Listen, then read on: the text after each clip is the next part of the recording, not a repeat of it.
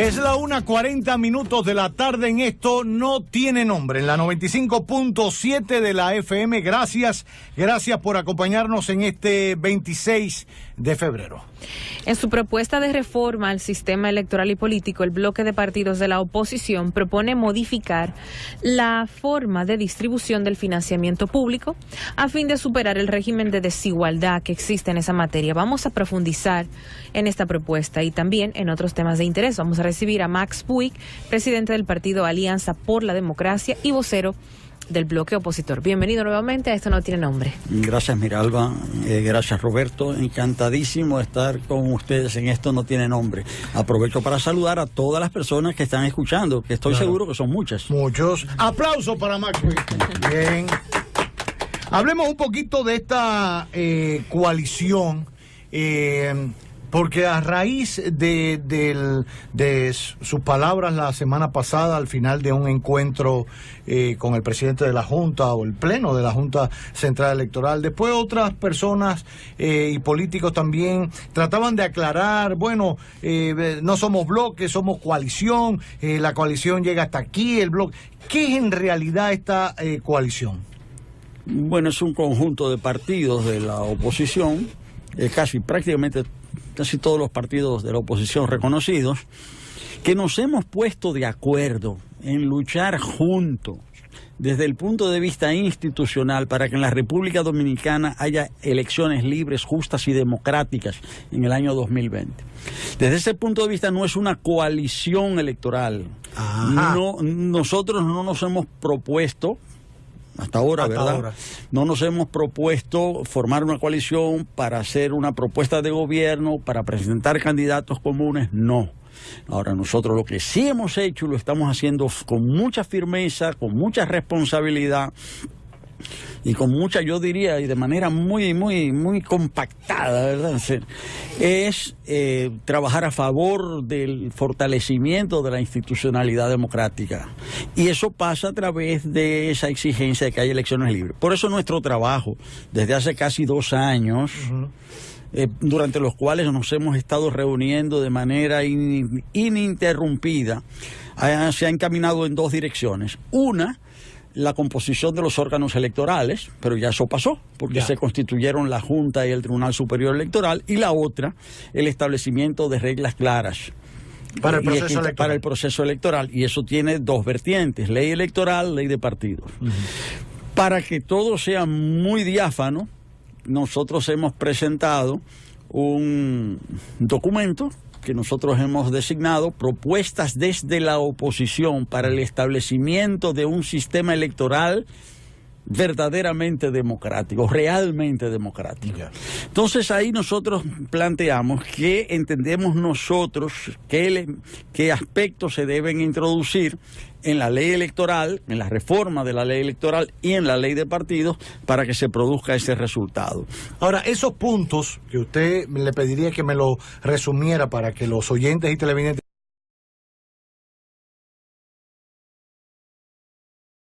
Ley de partidos.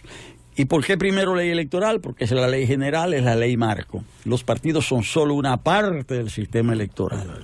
Ahora, ¿en qué insistimos? Nosotros no insistimos en todos aquellos aspectos que ya están consensuados, debatidos. Más o menos. Nosotros insistimos en aquellos aspectos que realmente necesitan precisión. ¿Cuáles son? Sí. Primero digo que se perdió un poco de tiempo con eso de abiertas y cerradas, que no fue que se perdió tiempo. Lo ganó alguien. Lo ganó alguien ese tiempo. Claro. Toda esa discusión fue una entretención en gran medida, porque hace tiempo que se sabe que eso no va, eso de primarias abiertas. Sin embargo, se siguió manejando ese asunto para que no se discutieran los temas esenciales. ¿Cuáles son esos temas esenciales? Pues fundamentalmente todos los que tienen que ver con los recursos en la campaña. Origen de los recursos, monto de los recursos, tiempo de la campaña, uso de los recursos, sobre todo. ¿Qué se puede hacer con los recursos? Claro. Porque es muy difícil controlar los recursos, pero sí es fácil controlar relativamente el tema de las cuñas. Claro. Porque es difícil saber realmente cuánto dinero recibió una persona. Pero si se dice que cada partido solo puede hacer X número de cuñas, eso se monitorea, pero eso es sencillísimo. Sencillísimo. Entonces, y sobre todo el régimen de consecuencias. Exacto. Porque ¿de qué se gana con definir un delito si no se establece una consecuencia, una pena, ¿verdad? Exacto. Por eso. Entonces, esos son los aspectos realmente que eso iría en la ley de garantías electorales. Sí, en la ley que es la reforma de la ley electoral. Exacto. Entonces, nosotros insistimos que ese es el nervio de la ley, es decir, ese es el aspecto esencial. Voy a poner un ejemplo. Bueno, voy a decir que tenemos el peor sistema de financiamiento del mundo, Sí. El de aquí. ¿Por qué?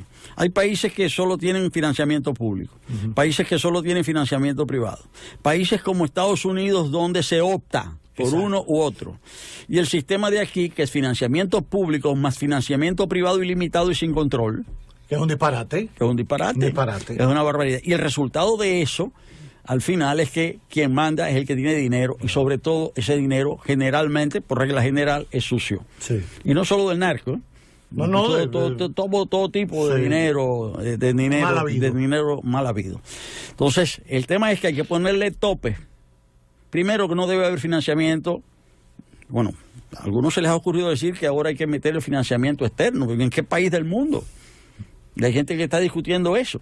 Entonces, o sea, que cualquiera que haya en una empresa en Colombia que quiera invertir. Imagínese. Pero ¿y cómo es eso? Bueno, hay gente que se le ha ocurrido decir eso. No, financiamiento solamente privado y de personas físicas, señalando los nombres con transparencia.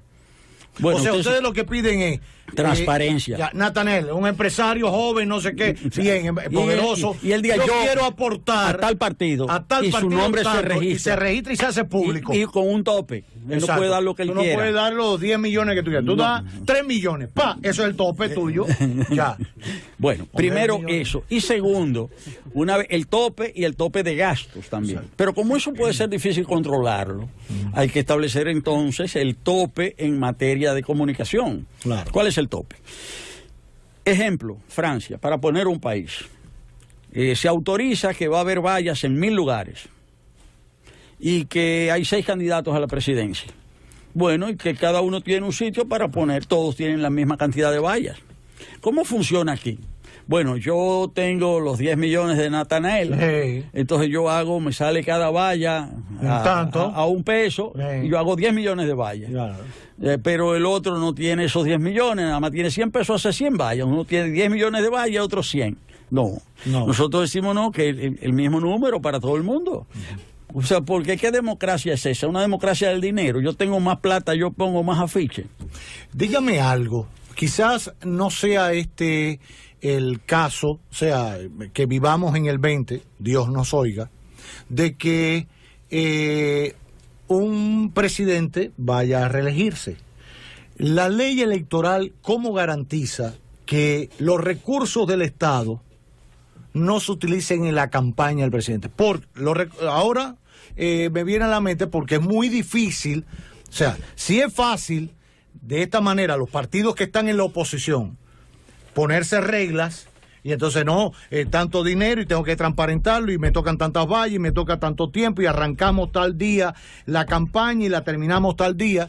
Si es un candidato que va a la reelección y va a inaugurar una obra, entonces, Concho, pero eso es campaña, porque ¿y cómo yo puedo deslindar la campaña de la inauguración de una obra? Entonces, vamos a decirlo de otra manera. Vamos a suponer hipotéticamente, porque no es el caso, que yo fuera el presidente de la República. Exacto. Y entonces yo hago visitas, sorpresa, 3 veces a la semana. Claro.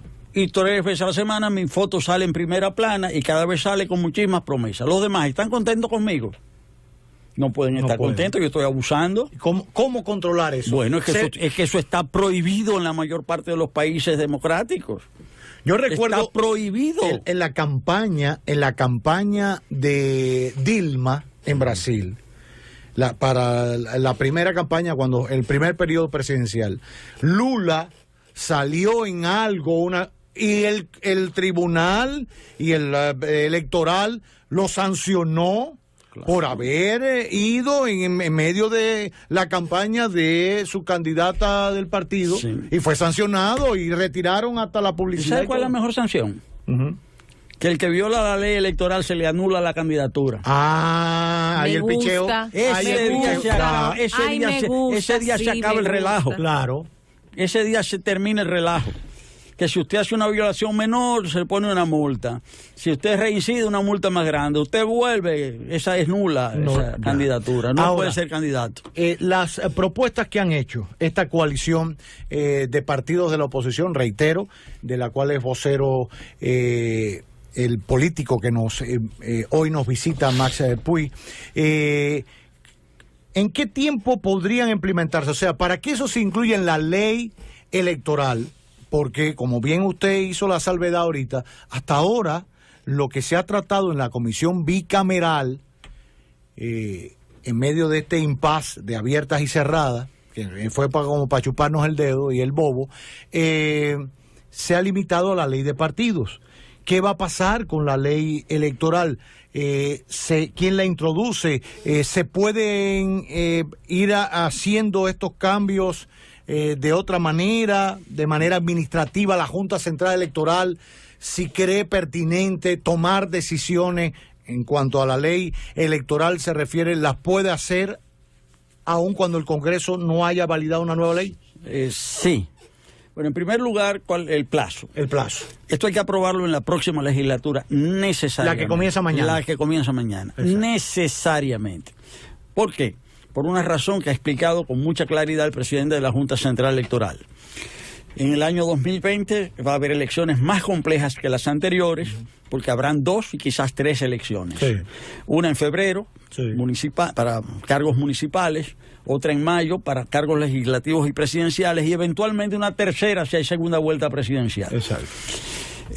Para que esto se pueda realizar debidamente, hay que establecer un cronograma que dura necesariamente 18 meses.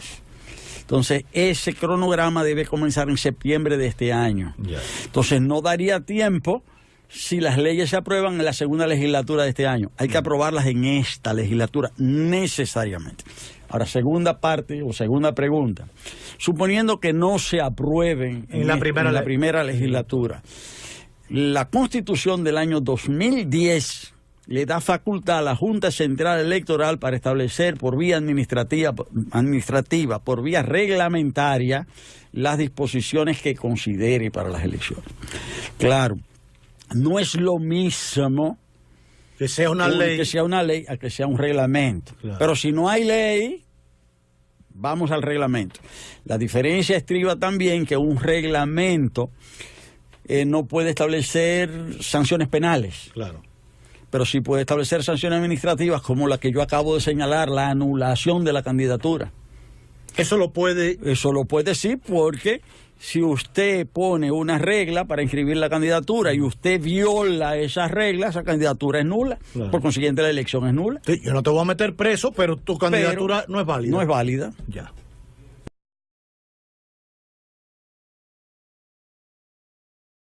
Que ha tenido en uno de los gobiernos, por su propia naturaleza y por el tema y su sensibilidad por estos temas.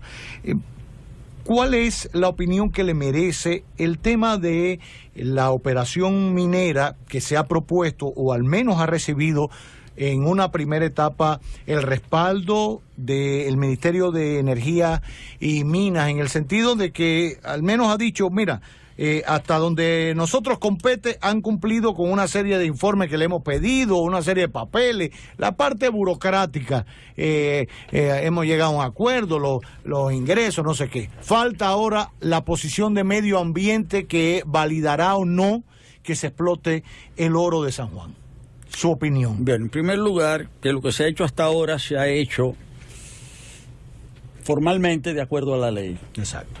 Lo que se ha hecho hasta ahora ha sido cumpliendo la ley. El ministro ha dicho, yo estoy cumpliendo la ley. Efectivamente, lo que se ha hecho es dentro del marco de la ley. Pero atención, porque hay maneras de cumplir la ley. La concesión Romero de San Juan está situada en el borde de un área protegida, del área de José del Carmen Ramírez. Pero esa no es la única concesión de exploración que se ha hecho. En ese lugar hay varias concesiones que bordean todo el parque. Todo el parque. Entonces lo que hay que estudiar es no cuáles serían los efectos de la explotación de esa mina o de esa zona en específico de Romero, sino cuáles serían los efectos que tendría la explotación del oro en todas esas concesiones que están colocadas una al lado de la otra. ¿Por qué? Porque si se le ha concedido a una la posibilidad de explorar, hay que ver las otras. Hay que ver las otras. ¿Cómo se hace eso? Bueno, en primer lugar, esa es una concesión pequeña, ¿eh? La que se está Romero, hablando. Es pequeña, para que se tenga una idea. En el discurso de rendición de cuentas del presidente Medina en el 2013, él dijo que quería que se aumentaran los ingresos que el Estado iba a recibir por barrio. Por barrio. Y se aumentaron. No mucho, fue más discurso que otra cosa. Se aumentaron de 10.000 millones de dólares que el país iba a recibir en cálculo, según el precio del oro. Sí. Pero vamos a decir, 10.000 millones de dólares en 25 años se aumentó a 11.670. Es decir, un aumento de un 11.7. Sí. Eso fue, un 11.7 más en 25 años.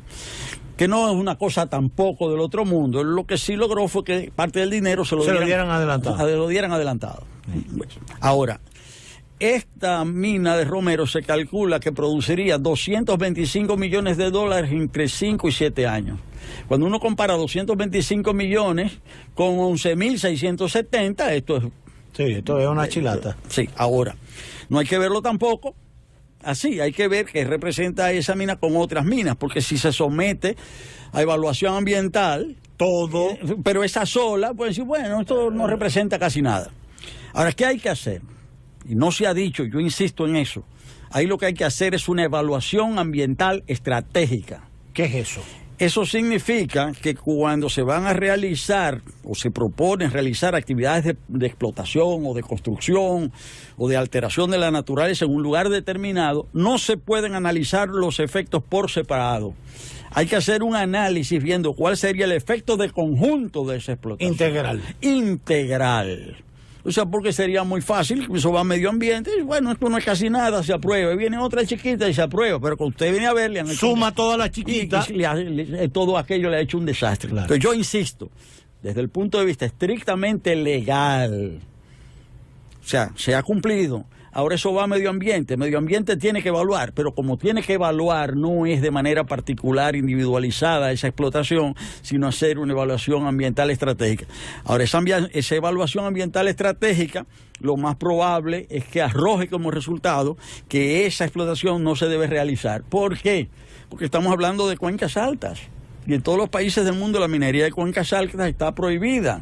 ¿Qué cosas cuencas altas? Es decir, los cauces de los ríos, ¿verdad? Pero por encima de 500 metros ya se considera que esos son lugares que deben ser protegidos. Esto está encima de los 600 metros. Ya.